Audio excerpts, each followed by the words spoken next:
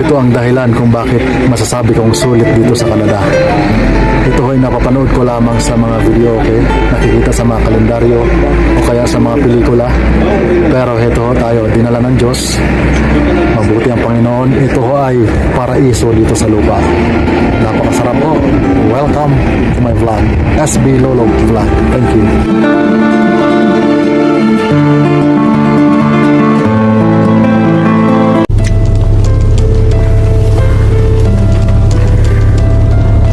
Sulit ho mga kaibigan ang biyahe sa araw na ito.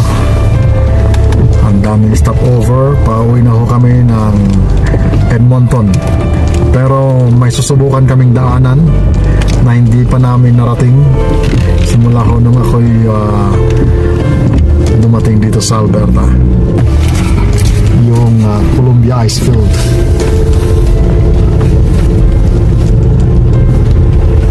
Sana'y makapasok kami roon, kaso lang medyo maambon-ambon na.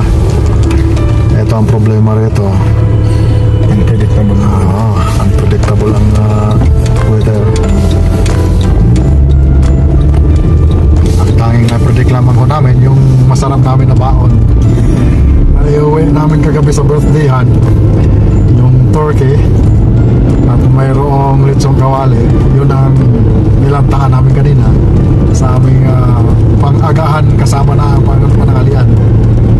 So mamaya kapag may madadaanan kami na kapihan, grab na lang a coffee para may panglaban sa puyat. Excited ho tayo na may pakita pa sa inyo yung mga magaganda pang mga tanawin dito sa Alberta Highway. In Alberta, we care for our highways. Thank you. Ito ho ang aming tinutumbok na pupuntahan. Talagang kasama namin si Google.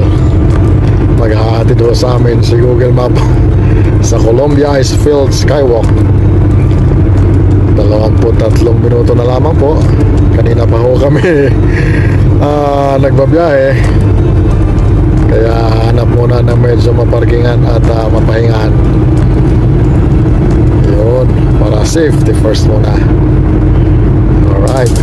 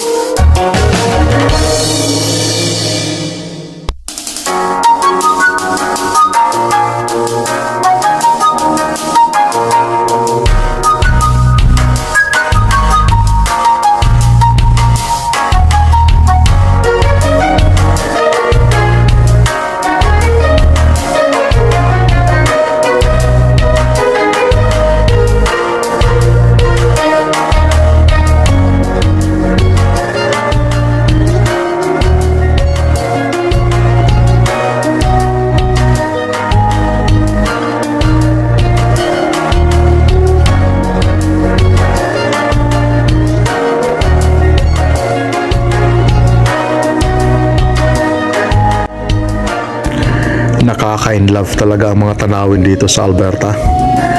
Lalong-lalo na kapag fall season. Makulay ang mga tanawin, makulay ang mga dahon, magkaiba-iba yan. May mga pink, orange, yellow. At ayun na nga ho, narating na namin yung Columbia Ice Field. Pero ang problema, hindi kami makapasok sapagkat hindi pala kami nakapag-book in advance. Akala namin na pwede lang na magbayad lamang sa entrance para lang makapasok. Yung pala may pre-booking. Kaya diretso kami at heto sa unahan ng konti may nakita kaming napakagandang falls na pwede nating pagtambayan.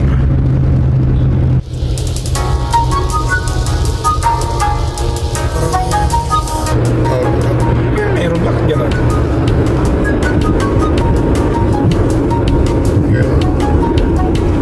Wait ka na eh. Hindi ba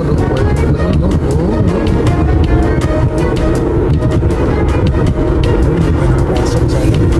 Ito. Hindi ba ako nagsitigil? Nakapasok mo lang.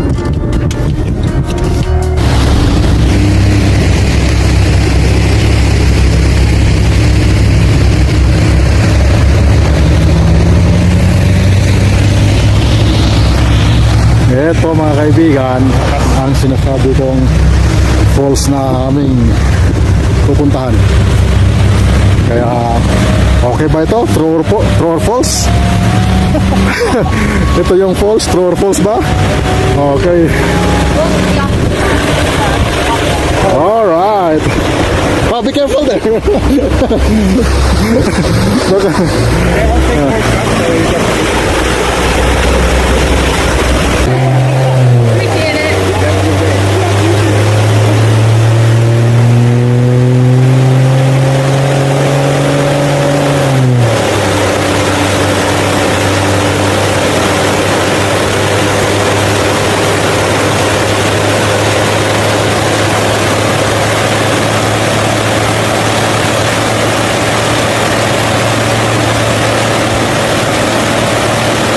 Kahit maambon-ambon, pinili ko natin itong hintuan at kahit pa paano may pakita ko sa inyo.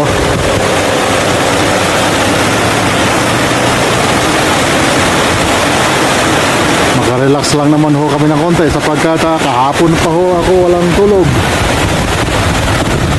Dahil pagkagaling namin sa church kahapon, maraming mga activity, may mga birthdayhan na pinuntahan. At kagabi, ating gabi umalis ng bahay ng city para lang ako mapuntahan to. Yung Banff at paikot ho sa Jasper. Napaka lawak na national park.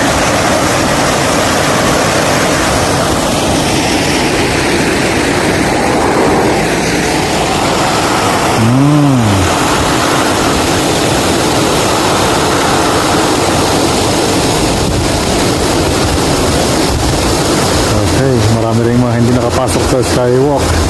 So, diretso na lang rito kung saan pwedeng mag-picture-picture at ma-enjoy ang biyahe kahit na maambon.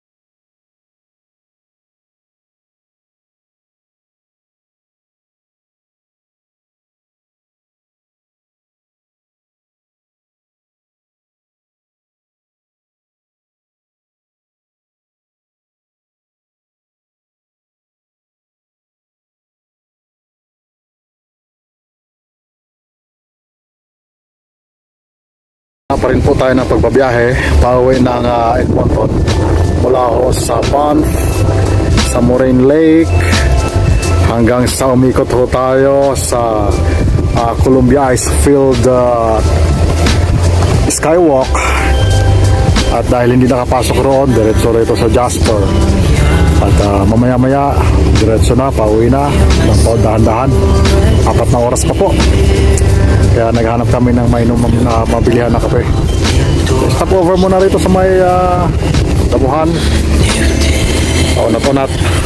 At painit-init sapagkat kanina maulan ho roon sa aming pinagalingan. Pero so far, ang ganda na ng panahon dito sa Jasper. Siguro nasa mga pang-apat na balik ko na rito. Pero hindi talaga maikot lahat-lahat. Napakalawak ng area ng National Park. Magkarugtong kasi itong Banff at Jasper kung titingnan sa mapa.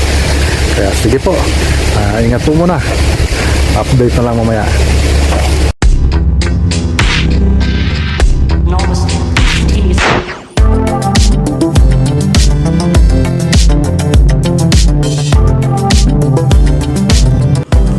Sobrang haba na amin hong biyahe. Malapit na kami sa Edmonton kaya medyo makulimlim na. At tiyak gagabihin na kami dito. Pero masaya ho. Ito ang pagdiriwang namin ng aming Thanksgiving Day biyahe. Thank you po sa lahat ng aking mga subscribers, viewers at mga masisipag mag-likes and comments. Maraming salamat po sa inyo. Shout out ho sa inyong lahat. Hindi ko na kayo maisa-isa. Like and share po at patuloy na abangan na aking mga susunod na video. Mabuhay, God bless you. At ingat ho kayo palagi mga kababayan.